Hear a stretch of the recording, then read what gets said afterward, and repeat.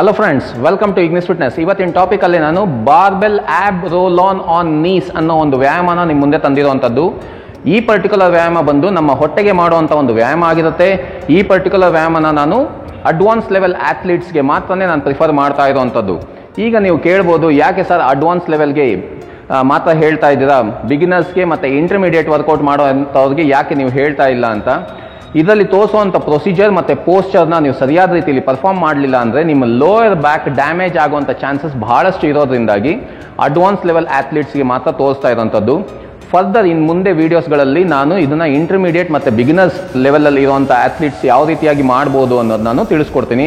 ಅಲ್ಲಿವರೆಗೂ ನೀವು ವೆಯ್ಟ್ ಮಾಡಬೇಕಾಗತ್ತೆ.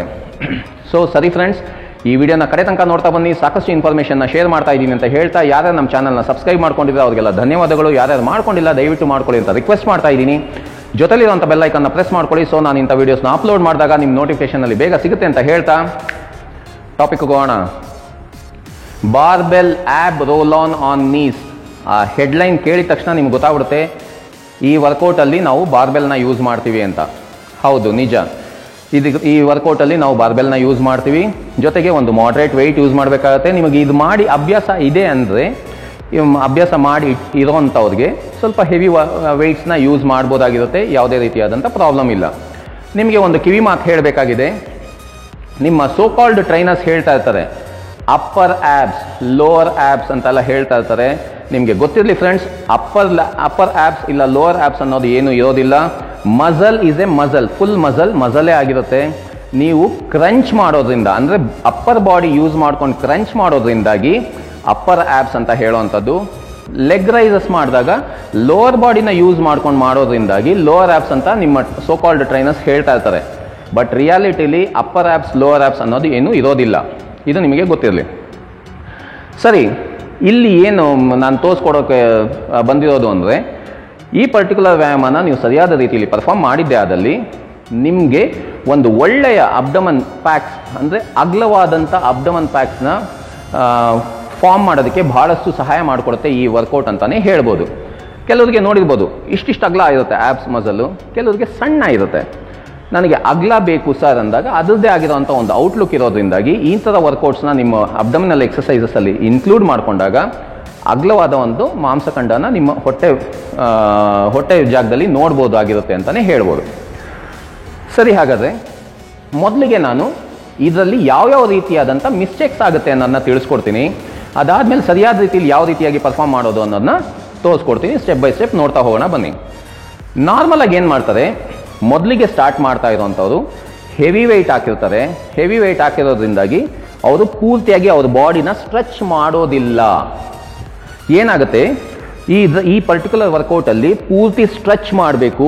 ಇನ್ನೇನು ಬಾಡಿ ನೆಲಕ್ಕೆ ಟಚ್ ಆಗುತ್ತೆ, ಆ ಟಚ್ ಆಗುತ್ತೆ ಅನ್ಬೇಕಾದ್ರೆ ವಾಪಸ್ ಬರೋದು ಇದು ಕರೆಕ್ಟ್ ಆದಂಥ ಪ್ರೊಸೀಜರ್. ಇಲ್ಲೇನಾಗುತ್ತೆ, ಸ್ಟ್ರೆಚ್ಚೇ ಮಾಡೋದಿಲ್ಲ. ಏನು ಮಾಡ್ತಾರೆ, ಇಷ್ಟೇ ಮಾಡ್ತಾ ಇರ್ತಾರೆ. ಹಾಗಾಗಿ ಮಸಲ್ ಆಕ್ಟಿವೇಶನ್ಗೆ ಬರೋದಿಲ್ಲ ಅಂತಲೇ ಹೇಳ್ಬೋದು. ಯಾವಾಗ ಮಸಲ್ ಆಕ್ಟಿವೇಶನ್ಗೆ ಬರೋದಿಲ್ಲ, ನೀವು ಪ್ಯಾಕ್ಸ್ ಮಾಡೋಕ್ಕಾಗೋದಿಲ್ಲ. ಇದು ಇರೋವಂಥ ಸತ್ಯ. ಇನ್ನು ಎರಡನೇದು, ನಾರ್ಮಲ್ ಆಗಿ ನಿಮಗೆ ಗೊತ್ತಿರೋಂಗೆ ಈ ಪರ್ಟಿಕ್ಯುಲರ್ ವ್ಯಾಯಾಮ ಮಾಡ್ತಾ ಇರಬೇಕಾದ್ರೆ ಕೂತ್ಕೊತಾರೆ. ನಮ್ಮ ಗ್ಲೂಟ್ಸ್ ಏನಿದೆ, ಆ ಗ್ಲೂಟ್ಸ್ ಕಾಫ್ ಮಸಲ್ಗೆ ಟಚ್ ಆಗೋ ಥರ ಕೂತ್ಕೊತಾರೆ. ಮಾಡ್ತಾರೆ, ಬಂದು ಕೂತ್ಕೊಂಡ್ಬಿಡ್ತಾರೆ. ಮಾಡ್ತಾರೆ, ಬಂದು ಈ ರೀತಿ ಕೂತ್ಕೊಂಡ್ಬಿಡ್ತಾರೆ. ಕೂತ್ಕೋಬಾರ್ದಾಗಿರುತ್ತೆ. ನಾವು ಮಾಡ್ತಾ ಇರೋಂಥದ್ದು ಅಬ್ಡಮನಲ್ ಎಕ್ಸಸೈಸ್ ಆಗಿರೋದ್ರಿಂದಾಗಿ ಪೂರ್ತಿ ಪ್ರೆಷರ್ ಅಬ್ಡಮನ್ ಮೇಲೆ ಇರಬೇಕು, ಬೇರೆ ಮಸಲ್ ಆಕ್ಟಿವೇಶನ್ಗೆ ಬರಬಾರ್ದು. ಈ ಪರ್ಟಿಕ್ಯುಲರ್ ವ್ಯಾಯಾಮ ಮಾಡಬೇಕಾದ್ರೆ ಎರಡು ಮಸಲ್ ಆಕ್ಟಿವೇಶನಲ್ಲಿ ಇರುತ್ತೆ. ಒಂದು ರೆಕ್ಟಸ್ ಅಬ್ಡಮನ್ ಅಂತ ಏನು ಕರಿತೀವಿ, ಅಂದರೆ ಅಬ್ಡಮಲ್ ಏರಿಯಾ ಏನು ಕರಿತೀವಿ, ಇದು ಮಸಲ್ ಆಕ್ಟಿವೇಶನಲ್ಲಿ ಇರುವಂಥದ್ದು. ಮತ್ತೆ ಒಂದು ಲೋವರ್ ಬ್ಯಾಕ್ ಆಕ್ಟಿವೇಶನಲ್ಲಿ ಇರೋದು, ಇದು ಪ್ರೈಮರಿ ಮಸಲ್ ಆಗಿರುತ್ತೆ. ಇನ್ನು ಇದಕ್ಕೆ ಸೆಕೆಂಡರಿ ಮಸಲ್ ಏನು ಆಕ್ಟಿವೇಶನಲ್ಲಿ ಇರುತ್ತೆ ಅಂದರೆ ಸಪೋರ್ಟಿವ್ ಮಸಲ್ ಏನು ಆಕ್ಟಿವೇಶನಲ್ಲಿ ಇರುತ್ತೆ ಅಂದರೆ ನಮ್ಮ ಶೋಲ್ಡರ್ ಮಸಲ್ ಇರುತ್ತೆ, ಆಬ್ಲಿಕ್ಸ್ ಮಸಲ್ ಆಗಿರುತ್ತೆ, ಮತ್ತು ಲ್ಯಾಟಿಸಮ್ ಡಾರ್ಸಿ ಈ ಮಸಲ್ ಮೂರೂ ನಮಗೆ ಸಪೋರ್ಟಿವ್ ಆಗಿ ಸಪೋರ್ಟ್ ಮಾಡೋದ್ರಿಂದ ಈ ಪರ್ಟಿಕ್ಯುಲರ್ ವ್ಯಾಯಾಮ ಮಾಡೋಕ್ಕೆ ಈಸಿ ಆಗುವಂಥದ್ದು. ಇದೊಂದು ಮಿಸ್ಟೇಕು. ಮತ್ತು ಇನ್ನು ಮೂರನೇ ಮಿಸ್ಟೇಕ್ ಅಂದರೆ ಬ್ರೀತ್ನ ಹೋಲ್ಡ್ ಮಾಡ್ತಾರೆ. ನಿಮ್ಮೆಲ್ಲರಿಗೂ ಗೊತ್ತು ನಾನು ಬ್ರೀತ್ ಬಗ್ಗೆ ಎಷ್ಟು ಇಂಪಾರ್ಟೆನ್ಸ್ ಕೊಡ್ತಾ ಇರ್ತೀನಿ ವರ್ಕೌಟಲ್ಲಿ ಅಂತ. ಆ ಬ್ರೀತ್ನ ಹೋಲ್ಡ್ ಮಾಡಿ ಮಾಡುವಂಥದ್ದು. ಇನ್ನು ನಾಲ್ಕನೇದು, ತೀರಾ ಅವ್ರ ಬಾಡಿನ ನೆಲಕ್ಕೆ ಟಚ್ ಮಾಡಿ ಮಾಡ್ತಾ ಇರ್ತಾರೆ. ಈ ರೀತಿಯಾಗಿ ಮಿಸ್ಟೇಕ್ಸ್ ಮಾಡುವಂಥದ್ದು. ಹಾಗಾದರೆ ಇದನ್ನು ಸರಿಯಾದ ರೀತಿಯಲ್ಲಿ ಯಾವ ರೀತಿಯಾಗಿ ಪರ್ಫಾರ್ಮ್ ಮಾಡೋದು ಸರ್ ಅಂತ ನೀವು ಕೇಳಿದ್ರೆ, ಒಂದು ಶೋಲ್ಡರ್ಗೆ ಯೂಸ್ ಮಾಡುವಂಥದ್ದು ಇಲ್ಲ ಬೈಸೆಪ್ಸ್ಗೆ ಯೂಸ್ ಮಾಡುವಂಥ ಒಂದು ಬಾರ್ಬೆಲ್ ಇದ್ದರೆ ಸಾಕಾಗುತ್ತೆ. ಒಂದು ಮಾಡ್ರೇಟ್ ವೆಯ್ಟ್ ಯೂಸ್ ಮಾಡ್ಕೊಳ್ಳಿ. ನೀಗೆ ನನಗೆ ಸ್ವಲ್ಪ ಸಪೋರ್ಟ್ ಬೇಕು ಸರ್ ಅಂದರೆ ಈ ಥರ ಒಂದು ಅಬ್ಡಮನ್ಗೆ ಯೂಸ್ ಮಾಡುವಂಥ ಒಂದು ಮ್ಯಾಟ್ನ ಯೂಸ್ ಮಾಡ್ಕೋಬೋದಾಗಿರುತ್ತೆ.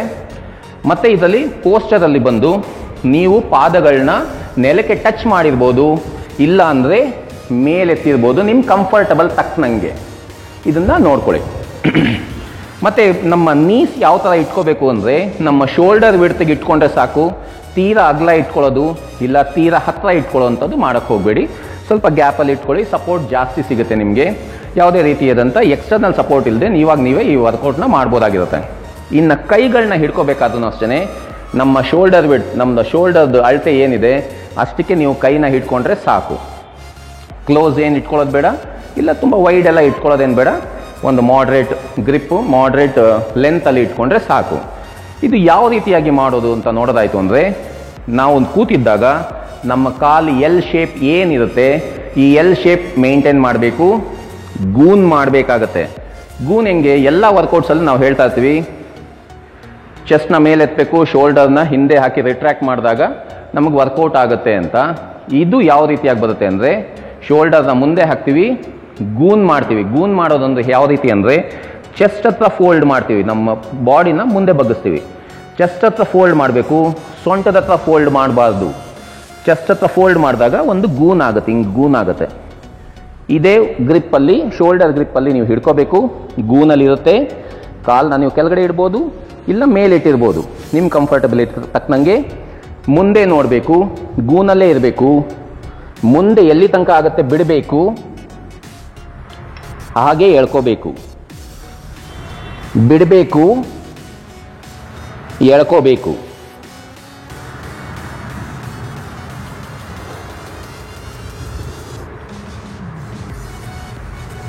ಈ ರೀತಿಯಾಗಿ ಮಾಡಬೇಕಾಗತ್ತೆ. ಇಲ್ಲಿ ಗಮನ ಇಟ್ಟು ನೋಡಬೇಕಾಗಿರುವಂಥದ್ದು, ನಾನು ಸೂಟ್ ಕೇಸ್ ಅಂದರೆ ಮೀನ್ಸ್ ಗ್ಲೂಟಸ್ ಮಸಲ್ನ ಕೆಳಗಡೆ ಬಿಡ್ತಾ ಇರಲಿಲ್ಲ, ನಾನು ಇಲ್ಲಿಗೆ ಇಟ್ಕೊಂಡಿದ್ದೆ. ಇದನ್ನು ಮೇಂಟೈನ್ ಮಾಡಬೇಕು. ನಿಮಗೆ ಎಲ್ಲಿ ತನಕ ಸ್ಟ್ರೆಚ್ ಮಾಡೋಕ್ಕಾಗತ್ತೆ ಅಲ್ಲಿ ತನಕ ಸ್ಟ್ರೆಚ್ ಮಾಡ್ಬೋದಾಗಿರುತ್ತೆ. ಮತ್ತು ಇದರಲ್ಲಿ ಬ್ರೀತಿಂಗ್ ಟೆಕ್ನಿಕ್ ಯಾವ ಥರ ಬರುತ್ತೆ ಸರ್ ಅಂತ ನೀವು ಕೇಳಿದ್ರೆ, ನಾವು ಮುಂದೆ ಹೋಗಬೇಕಾದ್ರೆ ಬ್ರೀತ್ ಇನ್ ಮಾಡಬೇಕಾಗತ್ತೆ. Breathe in, breathe out, in out.